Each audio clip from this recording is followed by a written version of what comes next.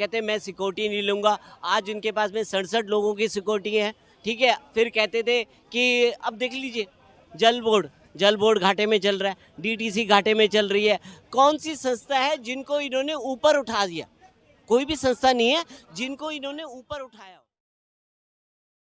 जैसे कि आप जानते हैं 4 दिसंबर को चुनाव होने वाला है एमसीडी पर, तो इसी पर हम लोगों की राय जानेंगे। सर आपका नाम? मेरा नाम एएस रावत है। हाँ, कहाँ से है सर?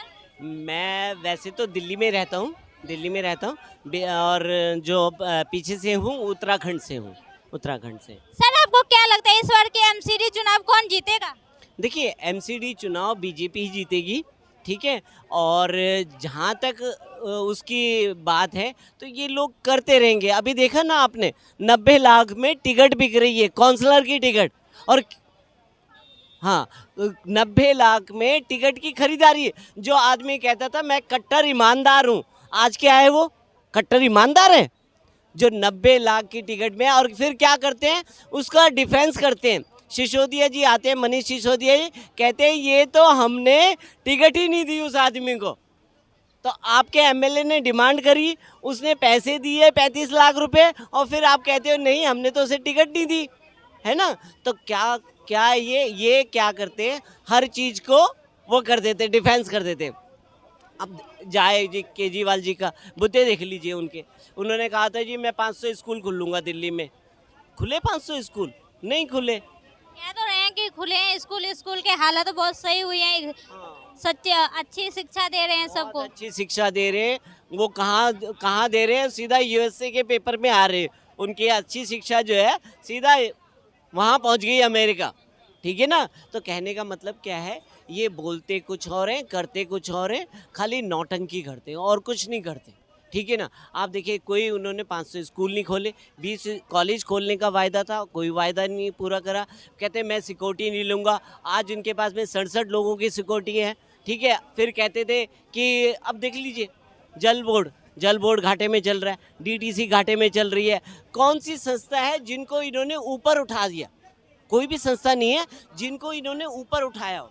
आज देख लीजिए, कोई भी संस्था देख लीजिए, डीटीसी बिकने वाली है, ठीक है। डीटीसी के हालात इतने बुरे हो रखे कि डीटीसी बिकने की कगार पे है। जल बोर्ड 59,000 करोड़ घाटे में चल रहा है। आपका आ जाए बिजली के उस पर, तो बिजली फिर इन्होंने कर दिया कि आपकी इच्छा है, स्व इच्छा है कोई, आप तब सब्सिडी छोड़ सकते हो, ले सकते हो, ठीक है ना। तो वो आपके ऊपर निर्भर कर दिया। तो कहने का मतलब क्या है, देखिए फ्री का करने से कोई विकास नहीं होता। और आप देखिए, आप दिल्ली पे तो फोकस करते नहीं हैं, आप कहाँ चले जाते हैं, कभी गुजरात चले जाते हैं, कभी पंजाब चले जाते हैं, कभी राजस्थान चले जाते हैं, कभी आपका कहाँ चले जाते हैं, उत्तराखंड चले जाते हैं। जहाँ जहाँ ये चाहते हैं, ये ख्वाब देख रहे हैं बड़े बड़े। और पहले आप दिल्ली को चमकाओ, सबसे बड़ी चीज़ है, पहले आप दिल्ली को चमकाओ, दिल्ली का विकास करो। तब आप, मोदी जी ने क्या करा, पहले गुजरात को चमकाया, तभी जाकर के प्रधानमंत्री के ख्वाब देखे। और देखिए विज़न होता है बड़ा, एक आप विज़न लेके, बड़ा विज़न लेके चलेंगे तभी। पर अब ये क्या कहते थे, जो कहते थे कि हम अन्ना हज़ारे के कंधे पे बंदूक रख ली इन्होंने, अपने गुरु को छोड़ दिया, गुरु के सगे नहीं हुए। धीरे धीरे करके प्रशांत भूषण, शशि भूषण, योगेंद्र यादव, जितने भी आप, कुमार विश्वास, सारे इन्होंने हटा दिए। क्यों हटाए? क्योंकि वो इनको अगर सही दिशा में, कपिल मिश्रा, ये सारे लोग बहुत अच्छे थे, पर इन्होंने धीरे धीरे करके सबको किनारे कर दिया। क्यों किनारे किए सर?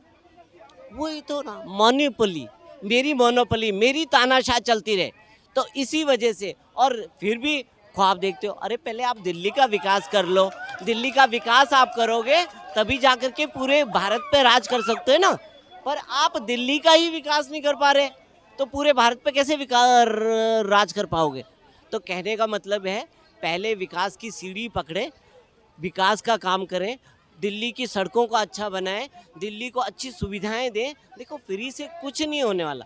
फ्री से क्या होगा, आज इन्होंने नारियल रख लिया, अब आज ये नहीं आते, फिर वो नारियल किसके सर पे आ गया, चाहे बीजेपी आए तो बीजेपी के सर पे वो नारियल है। जितना भी कर्जा है उस स्टेट का कर्जा वहाँ पे, कोई केजरीवाल के घर से थोड़ी ना जा रहा है, ये हम लोगों के, आप लोगों के टैक्स के पैसे से हो रहा है।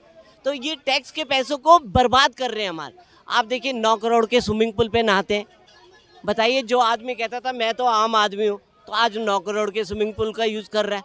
तो कहने का मतलब, जिस पे कहता था मुझे सिक्योरिटी नहीं चाहिए, आज उसके लोकपाल बिल लाने की बात तो भूल ही गए वो, ये रोजगार क्यों नहीं क्योंकि लोकपाल बिल खत्म कर दिया कि लोकपाल बिल अब आना नहीं चाहिए, क्योंकि अब ये भ्रष्टाचार करेंगे। अब भ्रष्टाचार हो रहा है। जो आदमी कहता था मैं कट्टर हूँ, कट्टर हूँ, कट्टर हूँ, कट्टर ईमानदार हूँ, शीला दीक्षित को क्या करा इन्होंने? ऑटो में फोटो लगा दी, ईमानदार बेईमान, ईमानदार बेईमान, ईमानदार बेईमान। शीला दीक्षित को तो बेईमान बना दिया है ना, और अपने आप को ईमानदार साबित सर कर। मेरा एक सवाल है, आप कह रहे हैं कि फ्री से कुछ नहीं होता, फ्री की रेवड़ी बीजेपी वाले कहते हैं, लेकिन फिर पंजाब में क्यों हार गई बीजेपी कांग्रेस? मैं बताता हूँ आपको, पंजाब में कैप्टन साहब राज करते थे, कांग्रेस राज नहीं करती थी, कैप्टन साहब का राज चलता था। कैप्टन साहब की वजह से पंजाब में आते थे, और कैप्टन साहब को कांग्रेस ने क्या करा? निकाल दिया दूध में मक्खी की तरह। जिस आदमी ने इतने साल पंजाब को अपनी सेवाएं दी, पंजाब का विकास करा, वो उसको कांग्रेस ने हटा दिया। और किसको लिया है? नवजोत सिंह सिद्धू। नवजोत सिंह सिद्धू कौन है? नवजोत सिंह सिद्धू का कोई पलटू राम। हाँ, किस तरह से पलटते हैं सर? देखिए ना, कभी बीजेपी में थे, पहले बीजेपी में थे, फिर कांग्रेस में चले गए। जहां उनको अपना वो दिखता है फायदा, वहां चले जाते हैं। तो कहने का मतलब, इनकी लड़ाई में, और इन्होंने क्या करा? इनके पास कोई कैडर थोड़ी ना था, पर वो क्या होता है, खालिस्तानियों की फंडिंग की वजह से वहां जीते, क्योंकि पैसा आया और 2 नंबर का पैसा घुमाया वहां पे, और वो जीत गए। अब क्या हुआ? अब देख रहे हैं हाल, पंजाब का हाल आप देख ही रहे हैं। आए दिन जिस बंदे को वाई सिक्योरिटी मिली हुई थी, वाई सिक्योरिटी, उसको सरेआम गोली मार देते हैं। और कौन मारता है? वो खालिस्तानी मानसिकता का आदमी मारता है। तो वो हो गया, होता जा रहा है। तो कहने का मतलब, वहाँ पे फिर वही दंगा फसाद और वो गुंडागर्दी शुरू हो गई है, और एक तरह पंजाब को बर्बाद करने की साजिशें हो रही हैं।